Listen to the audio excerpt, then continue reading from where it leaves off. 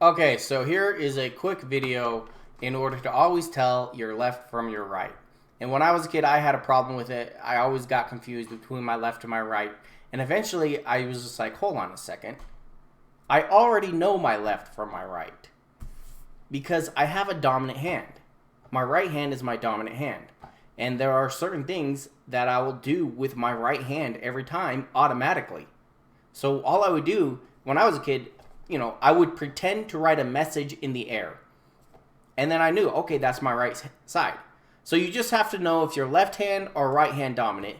And then you have to pretend to perform a task that you're going to do with your dominant hand every time, whether it's toss a ball in the air or write a message, or even if you want to actually go pick something up. If you're always going to use your right hand to pick things up, which is generally the case, then actually go and pick something up if you have time. But if you don't have time, just pretend to pick something up. You're going to use that dominant hand automatically. And so at the end of the day,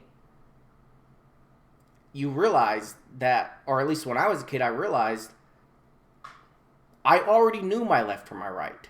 I was born into this world knowing the difference between my left and my right. And I just had to create a query in order to query that part of my brain that already knew the difference. And that was a way to do it. Just pretend to write a message in the air, toss a ball in the air, or pretend to pick something up. If you're right hand dominant, it's going to be your right side. If you're left hand dominant, it's going to be your left side. It might not work so well for people who are ambidextrous. However, people who are ambidextrous, I believe they still have a dominant hand. I could be wrong, but I believe they still have a dominant hand or a preferred hand. They're just able to use both hands equally well, but they still might have a dominant hand.